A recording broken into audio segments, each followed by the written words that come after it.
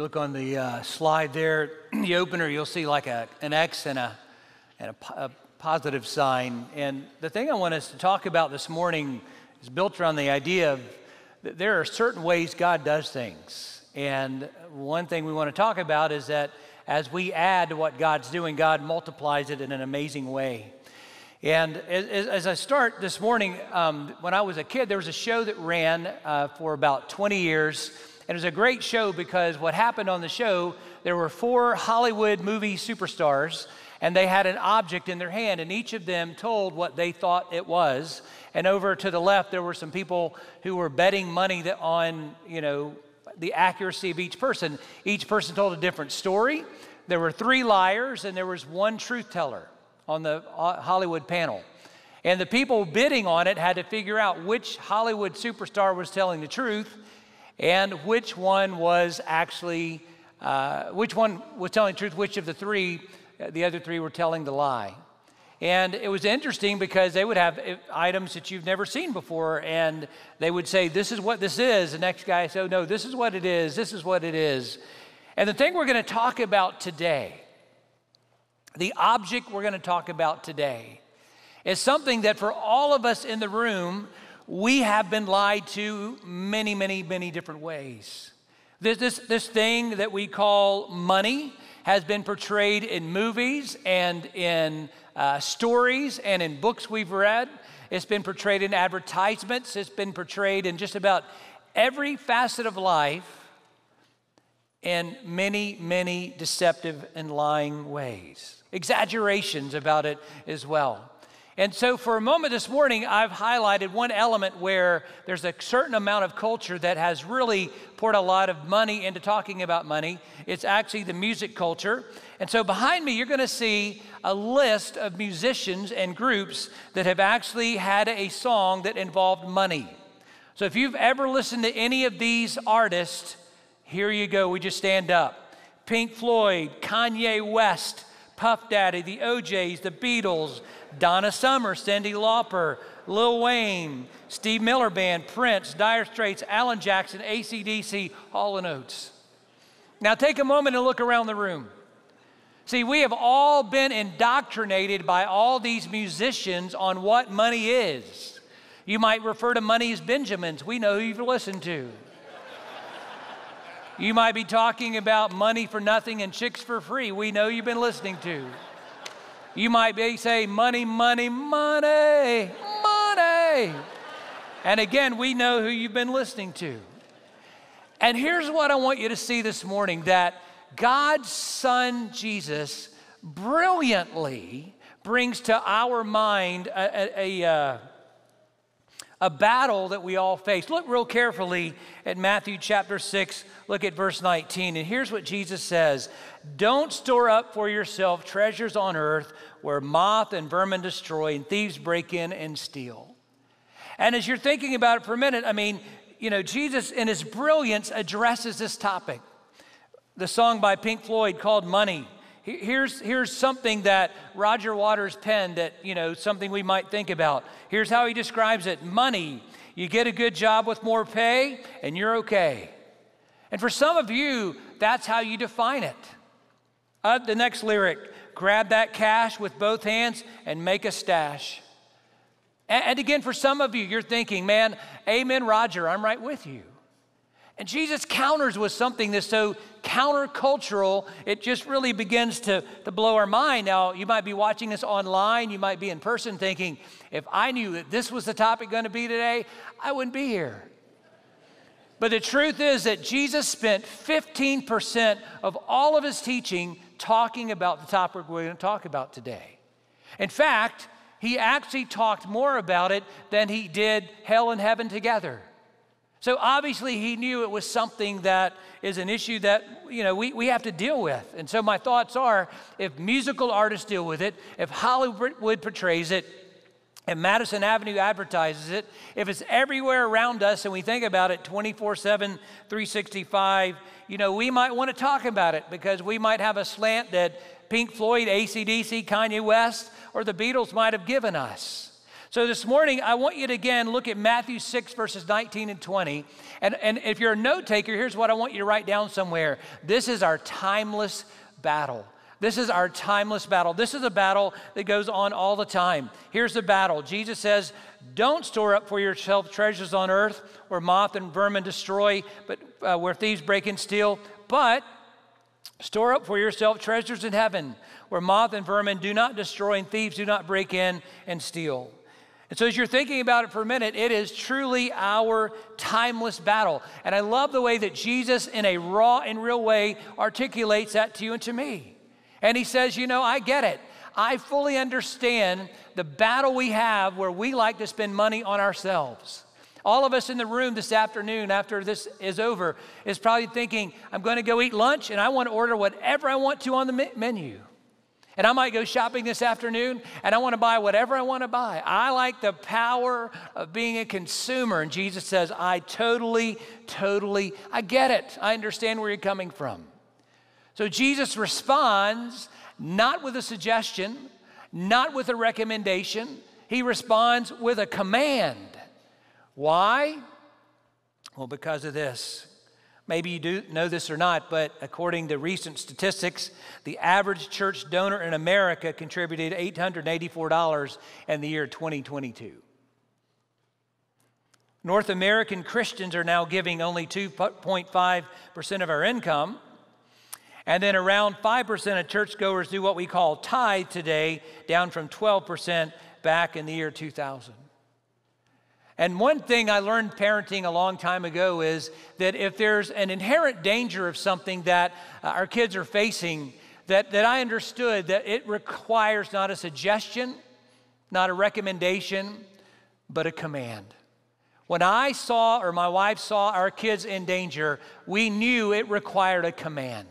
And years ago, obviously, our son is in his 20s, and this is like 22 years ago. But our son, I can still see it like yesterday. We're sitting in a Mexican restaurant. He and I were going to share fajitas. He was like 2, and he's sitting there beside me, and he looks at me, and he looks at the fajita pan. Steam's coming off. It's black. It's hot. And I can see in his mind, he wants to touch it. I didn't give him a suggestion. I didn't make a recommendation. I didn't consult my wife, who was right across the table. I looked at him and said, don't touch the pan. It's hot. It's hot. The steam is hot. I looked away. Our son took his finger, and guess what he did? Our fajitas now were steak, onions, peppers, chicken, tomatoes, and graham. And he screamed, and I said, son, I told you, don't touch the pan. And that's the thing Jesus is saying here. Why? Look at verse 21 of Matthew 6. He says this. Here's what Jesus knew. For where our treasure is, there our heart will be also. He understands that element. It's not like it's something new in America. It's not new in a capitalistic culture. Here's what Jesus knows. Our money flows to where our heart goes. You know that. If you're a grandparent, you don't struggle buying something for your grandkids. Why? They have your heart. And your money's just going to flow to them. And we who are the kids are like, that wasn't my parents, but it must be something weird happening. It's going to the grandkids. But we all know that our money flows to where our heart goes. If we're dating somebody, we don't mind going on a date with them and spending some money. Why? Because our heart's to them, and our money's going to flow where our heart goes. And Jesus, again, in his astounding brilliance, shares that with you and with me. And he wants us to understand something, that the issue is not it. The issue's not the money, the issue's not the cash, the issue's not the change, or whatever you call it. The issue actually is a deeper one. The issue is our heart. And so over in Matthew chapter 15, Jesus gives this brilliant insight in verse 18. The things that come out of a person's mouth come from the heart, and these defile them. In verse 19, out of the heart come evil thoughts. And so he wants you and me to understand that when we listen to our words and we reflect on our thoughts, we discover what's really taking place in our lives, our hearts. So if you pause for a moment and you begin to think about whatever comes out of your mouth, and whatever thoughts fill your mind, they have a point of origin, and Jesus would say it's deep in your heart. That if you just listen to your words, as you talk about money, as you discuss about money, if you make insight about money, and you might say, you know, man, I love to shop. Shopping's where it's found. When I go through a difficult time, you know, shopping is therapy. What are your words saying about you? If you see an NFL coach or a college football coach who loses his job and gets $37 million payout on a thing, you're thinking, I should have gone into coaching. What does that thought say about you? See, this isn't rocket science. This isn't a difficult thing. As you and I begin to really think about the words that come out of our mouth about money and the thoughts that fill our minds about money, Jesus says that is a diagnosis about what's happening in your heart. I mean, I would imagine if you're in the room, if you're a pastor, you've probably had this experience. In the 30 years I've been doing this, I've never had one person come to me and share with me, here, Gary, here's my sin. Now, I've had a lot of guys come and say, I struggle in lust. Man, I struggle in, empathy. I lie, I slander, I'm a malice person. I've had lots of people do that. But in 30 years, I've never had one person come to me and say, will you pray for me? Because, Gary, I struggle with greed. I've never had that. I've stood at the front. I've been at big men's gatherings, and people come to the front, and people say all kinds of things. I've not had one time where one guy said, hey, man, listen, will you pray for me? I'm a greedy guy, and I need God's help in dealing with that. Because we all have this general misunderstanding of life. And again, Jesus says, let's address it. Are we living like a steward, or are we living like an owner? That's the question. Did you and I see all that we have as gifts from God or stuff that belongs to us? Now, as you begin thinking about it for a moment, understand there comes a day when you die, and the odds are about 100%. And when you die, whatever stuff is yours that you claim to be yours gets handed off to somebody else. And they can do with it whatever they want. Because it's really not yours, it's now theirs. And they can do it with it. Because at the end of the day, truth be known, everything that we have really is just ours temporarily. It gets handed off to somebody else. Now, you might counter and say, well, you don't understand, because I have worked hard at what I have. And I have earned it and achieved it and accomplished it, and it is all mine. And I would say back to you in a kind way, well, if you had been born in the Middle Ages, I bet you wouldn't be near as affluent as you are right now. And on top of that, in the Middle Ages, as a normal person, you wouldn't even have all the food options you have now. And on top of all of that, physical comfort was rarely experienced. So you may not be as much of a self-made man as you might think. Some of it might have been the opportunity that you've been granted, you've been given. We'll go back to Matthew 6:19, and Jesus says, hey, listen, let me introduce you to some risk. If you're big into storing up, I'm going to have the most massive retirement plan imaginable, or I'm storing aside all this cash for this, that, or whatever, Jesus says, well, hold on. Before you do that, let me tell you some inherent risk, and they are again listed in Matthew 6:19. Here they are. All right, don't store up for yourself treasures on earth. Number 1, we're moth. Number 2, vermin. Number 3, thieves. And it's real simple. Number 1, what is this thing about the moths? Well, we don't really battle it in our modern day, but in ancient times, it would be what I would call diminishing in value. You might have a nice piece of clothing, and a moth would come and eat part of the clothing. Guess what? It's diminished in value. And for you and for me, this is going to be real easy to ponder, but again, in ancient times, for people to know their clothing was nice, I would have woven into my jacket here some gold. You say, whoa, Gary's got real gold in his jacket. He must be doing well. Now you might think, well, those ancient people, why did they do all that stuff? Well, we don't really weave gold into ours. We just put labels on us. You ever worn an alligator? A whale? A man riding on a horse? In fact, some of them today, they're like, you can't see it when it's that big. Let's just make one that big. And we like everybody to know, in case you're wondering, Gucci, just didn't know. Versace, got it going on here. Bling, bling, look at me. And what's fascinating is that same shirt, jacket, blouse, or pair of slacks you thought you had to have just 2 trips around the sun later, 2 years later is in a bag headed to Goodwill. Why? It's just not valuable anymore. I've worn it. I've kind of worn it out. You know, it's just diminished in value to me. Number 2, Jesus, again, brilliantly, he talks about vermin destroying. So you have to go back in time and imagine a silo full of food and the vermin get in there and they start eating it. That would be not just diminish in value was the first one. The second one would be it's getting consumed. And again, we all battle being consumers. You get in your car, you drive, you park in a parking lot, you go into the store, you come out, and someone's door has dinged your brand new car. Sad to tell you, guess what? Your car's consumed. You got a nice condo, it looks beautiful at the beach or the mountains or wherever it might be, and friends go, you go, and friends go, and after a while, man, this thing looked like it's been beaten up. Right, it's being consumed.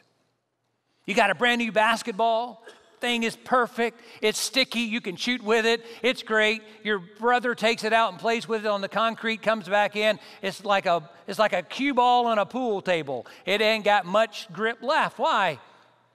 It's been consumed.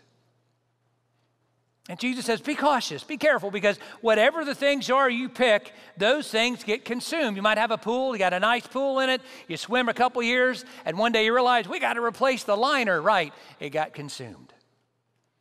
And then the third one Jesus chooses is the thief part. So some diminish in value, other things get consumed. Here he says just things just flat out get stolen. That's the reason we have insurance, is right, to guard against something being taken from us that was ours per se. And so as we think about it for a minute, I want you to just go back to the timeless battle. Here's the dilemma you and I and every human being on planet Earth has ever faced, and it is this: will I spend my entire life storing up treasures for me, or will I spend my life storing up treasures in God's economy? Is your 401k emphasis more on you or God's system, God's plan? Because then Jesus says, all right, let me shift gears on you a bit. Let me move you now from the timeless battle to a blind spot. Now, a blind spot by definition means it's something you don't ordinarily see. Look at Matthew chapter 6, verses 22 and 23. Jesus says this: the eye is the lamp of the body. If your eyes are healthy, your entire body will be full of light. But if your eyes are unhealthy, your whole body will be full of darkness. If then the light within you is darkness, how great is that darkness? Now, to understand that, you have to go back 2,000 years ago. But in ancient times, they thought a clear eye allowed light to flood the heart and the soul. A bad eye would hinder the light from coming in to our life. And basically what Jesus is saying is this: as you and I grow more self-absorbed, we grow less sensitive to the voice and the promptings of God. That as you and I become more and more enamored with consumables and things that we want for our own, and that becomes what we're all about, you just get more numb to God. You just get kind of comfortably numb to God. Thank you very much, Susan. You are sweet. See, you asked and it was given. Thank you, Susan. One thing I did not miss about Atlanta was allergies, but I've got them. So here we go. Thank you, Susan. All kidding aside. But think about it for a moment. Think about it for just a quick moment, right? Are you open to the prompting of God for spontaneous giving? Are you open to God for spirit-led giving? Or are you so obsessed with you and what you wear and what you drive and what you have and the watch you wear and the rings and all the things that are so incredibly important that you are numb to God? Now, I'll tell you another lyric, and this one is not rehearse, but Roger Waters did write a great lyric with Pink Floyd, and here's what it says. And it's my favorite lyric when I talk to God using Pink Floyd. I confess my sin. Here it goes. You ready? Here's a lyric. I'm comfortably numb. Ready? I see your lips moving, but I have no idea what you're saying. That describes a lot of us with God. And that's what Jesus was talking about here. You might think, well, Gary, I don't quite understand what you're talking about. Well, there's somebody in this room, and I don't know who you are, so don't panic if you feel like I'm picking on you. But there's probably somebody in the room who says, okay, I go to church, I taught a class, I served, I sang in the choir, I played in orchestra, something, and I'm actively involved. And once this sermon ends, I'm out of here because I really didn't want to hear about money anyway, but I'm here and stuck it out. And I'm going to go eat at a restaurant, me and my wife and kids, or me and my husband and my kids, or whatever. And we're going to go and we're going to spend more in that restaurant for lunch today than what we'll give to the church in a year. And then we'll go home. And since it is summertime and most kids are getting ready to get out of school, and some haven't already, hey, we're planning our summer calendar getaways, plural, and we've got a lot of great mapped out things. So we're going to get in our SUV and we're going to pay $4 a gallon to travel to these amazing places. And you know what? I'm numb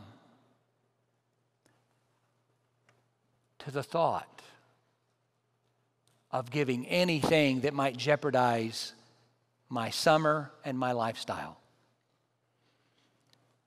See, folks, here's something you might want to write down in your mind. You ready? True giving affects you. If you can give and it doesn't affect your lifestyle, that's not giving, that's tipping. And those are not the same things. Jesus doesn't even talk about tipping. His total focus here is giving.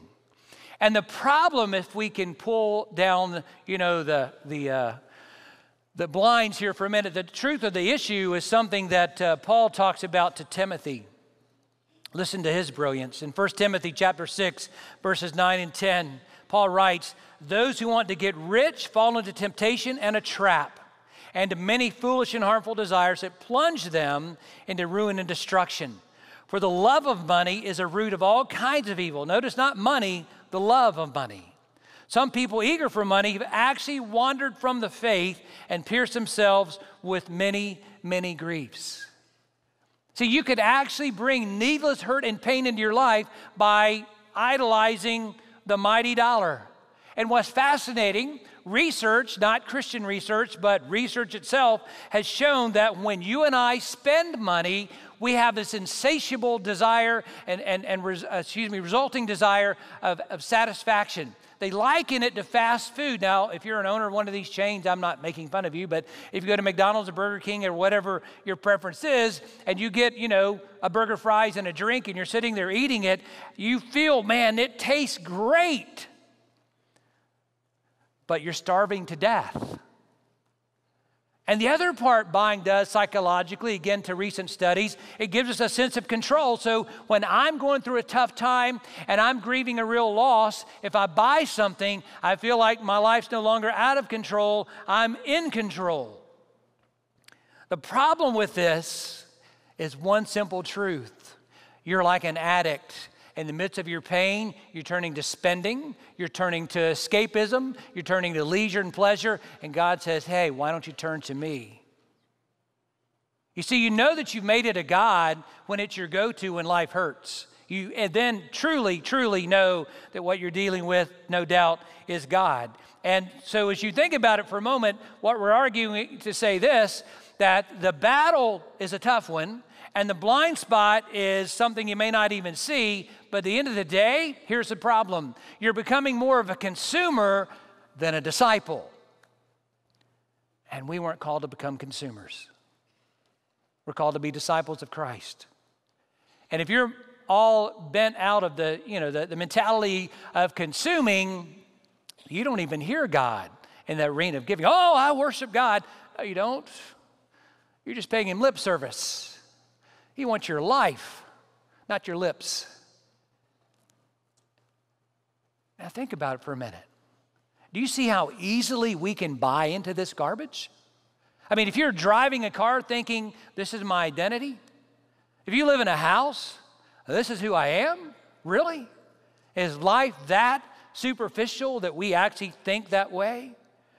So what I'd like you to see, Matthew chapter 6, verse 24, Jesus says, so let me help you understand the symptoms, okay? This is the root issue. We've been talking about the symptoms, but look at verse 24, and Jesus boils it down. Ready?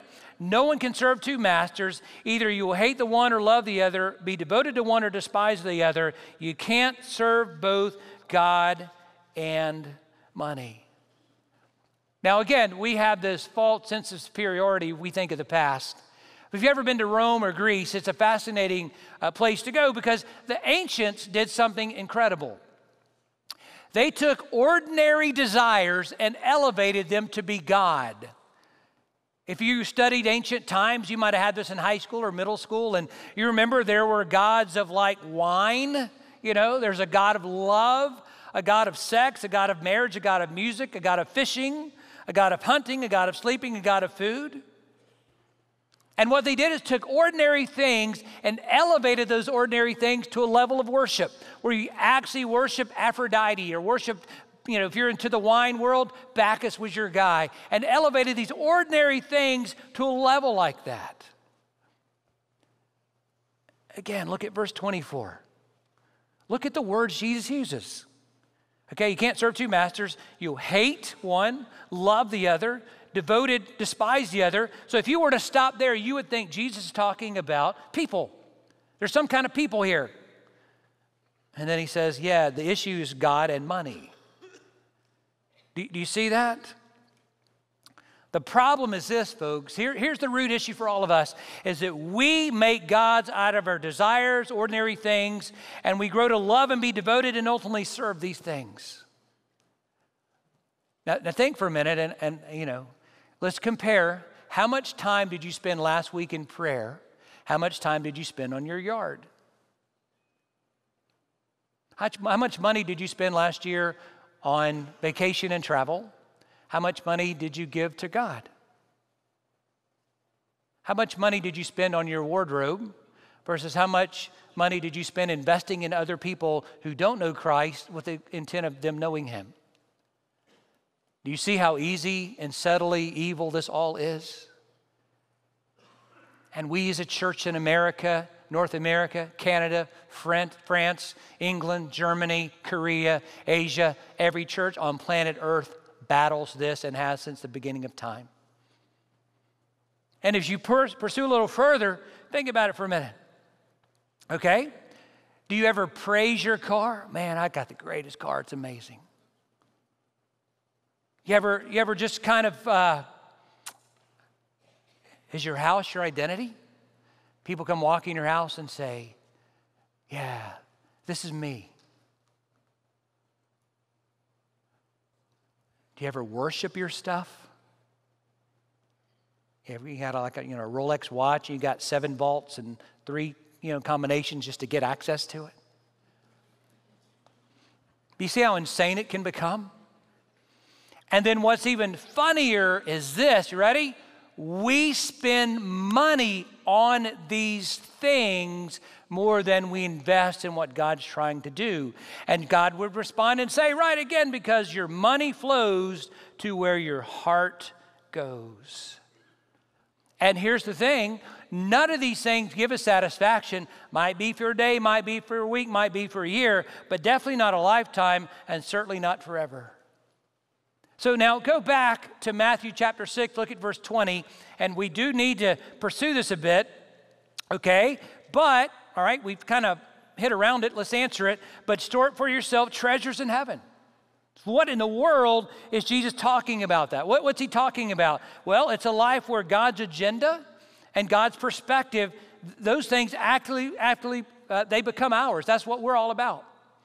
I look at people and say, I don't really worry about what I drive. I'm not going to worry about where I live. I'm not going to worry about everything people see. I'm done with the visible world. I'm not worried about that. Why? This all fades in due time. None of these things matter.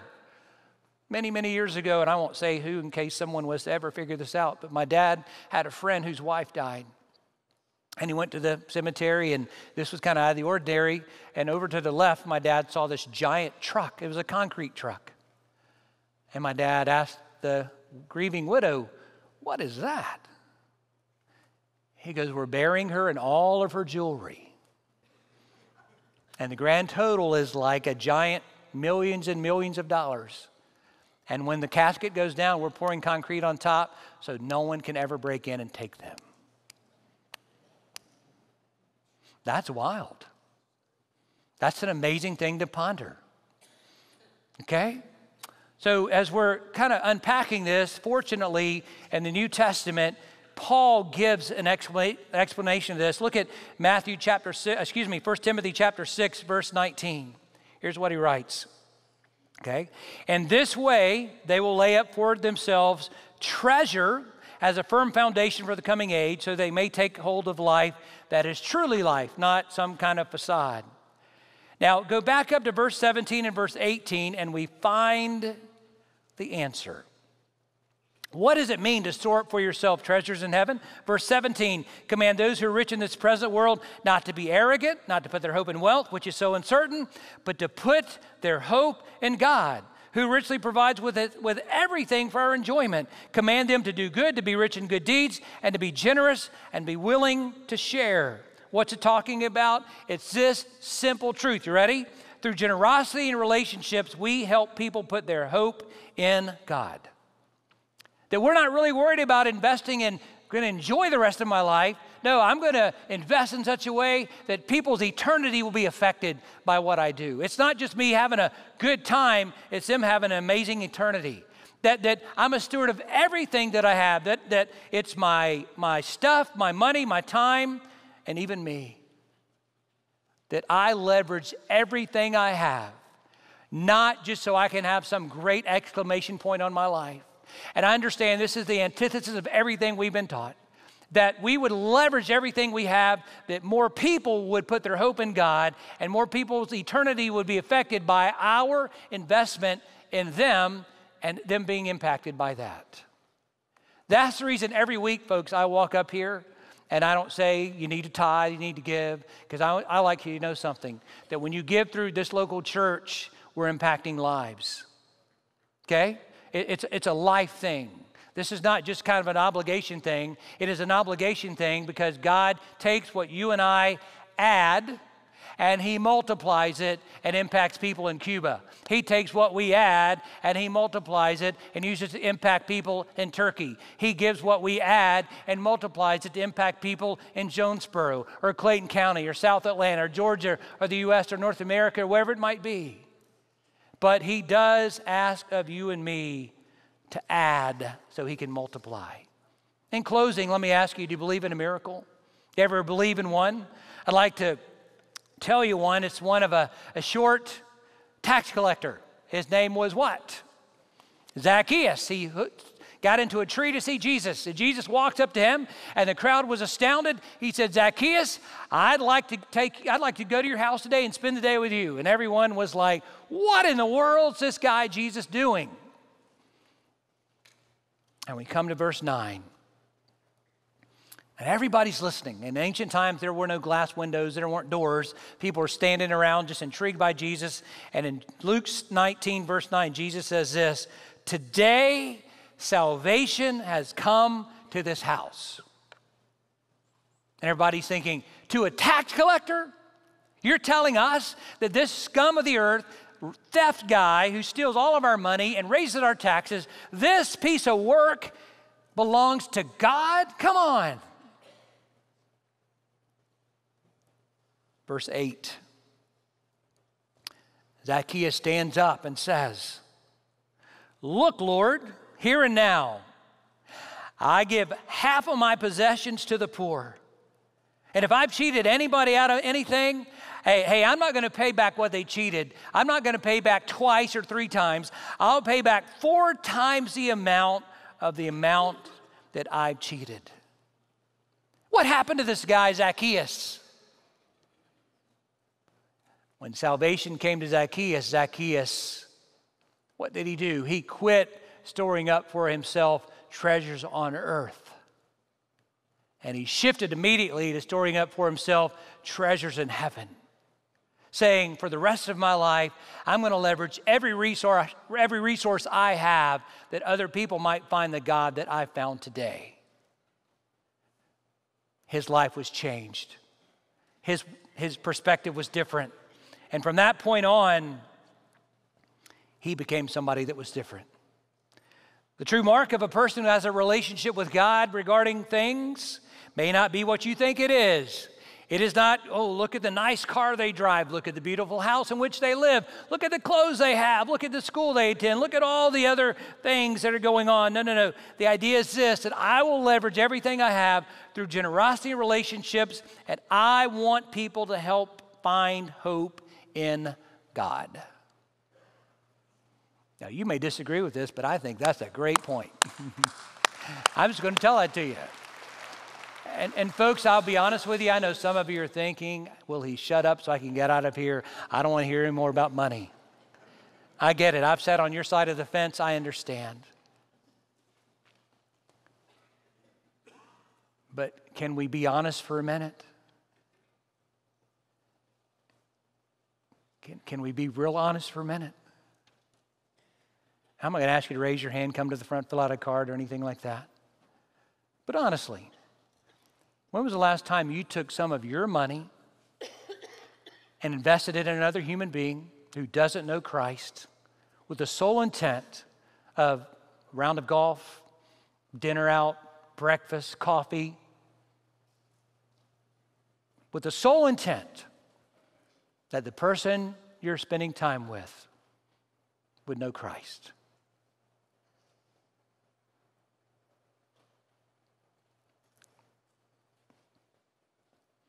Think for a moment. Like as you're sitting there, if I mention money, what comes to mind? You or giving? What you're going to wear, what you're going to buy, all those other things that God's not really worried about. Or taking that and investing it in people's lives that they might have hope in God. See, when we go to Turkey to set up a tent city, we're not just taking care of a tangible need. We want them to know Christ. When we're doing something in Ukraine or Cuba or Maine or Jonesboro, Georgia, our agenda isn't just to be better or make the thing better. We want them to know the one who's inspiring us, and we want them to know Christ. And I've been, in case you don't know this, I interned here like 30-something years ago, and the neat thing is the mentality of the church then was that people would know Christ. And the mentality of the church today, 30-something years later, is that people would know Christ. And you're in a church where that's the intent. And we challenge you, and we set the model, and we want to make sure that the example is set, that we take our financial resources and leverage them, that people would know Christ. So we've seen this morning the battle. Don't you dare ever think, well, Jesus doesn't understand it. No, he totally addressed it because he understands the battle. The battle between living the American dream of storing up everything for you or being an obedient disciple of Christ and impacting others with what God's given you. We've seen the blind spot. And some of you are thinking, well, that's not me. If that's what you're saying, it probably is you. So here, when was the last time you sensed a nudge by God to do something generous for someone else? Financially, it cost you something. Not just a couple dollars, but you gave up something you wanted so someone else could have something they need. And the root issue at the end of the day is what? Serving God. You know, are we going to serve him? Are we going to love him? Are we going to allow him to lead? You might think, well, how will I express that today? Just like Zacchaeus did. This is going to sound very graphic. Fortunately, I'm not preaching next week, so Pastor Mel can inherit the results of what's about to happen. You ready? When you get out of this room in a minute, for some of you, you know what you need to do? You need to walk to a giving station and give. It might hurt. It might be trembling moment for you, but it'd be good. For some of you right now, go to fbcjonesboro.com. Go to the website, link over there, and give something right now. You're kidding. No, I'm being honest. For others of you, it might be go to the text to give slide. You say, you're kidding. No. The greatest way to be set free is to do it. And for some of you, again, you might think, I can't do that, Gary. I don't know why. I can. You need to dethrone some gods in your life. You need to dethrone some things that are priorities for you. God's like, those don't need to be ruling you. Those are something that can be done, but it's not to lead your life. For others of you, it would start with what Zacchaeus did. For some of you today, it's like, hey man, it was inspired by Adam and what his baptism meant. For some of you, you weren't addicted to something like, what he shared his addictions were on the drug scene. Yours are things. Yours are possessions. Yours is a lifestyle. And you're going to have to confess and repent and jump off that addiction to come to Christ. And then for some of you, can I tell you in a minute, I'm going to pray and we'll be done. We're going to have some amazing men and women here at the front. You're going to need to come to them and say, listen, I heard this message. I don't know where to start. I need help.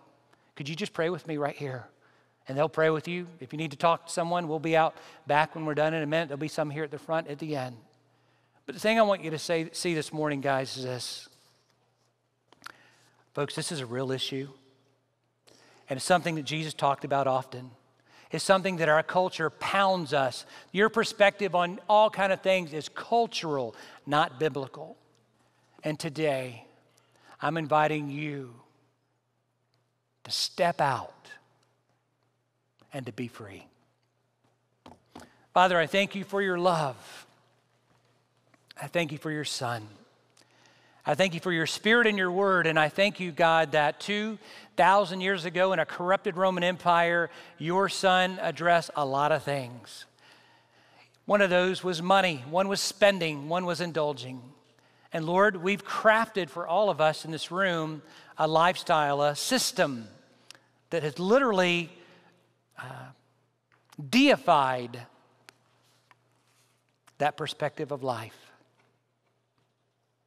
Lord, it's sad to think that some people feel they're in great shape with you. And yet, Lord, when it comes to giving, they don't participate at all.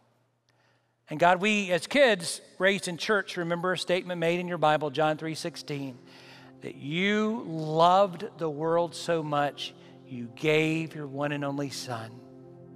That it's impossible to love you, God, and not give.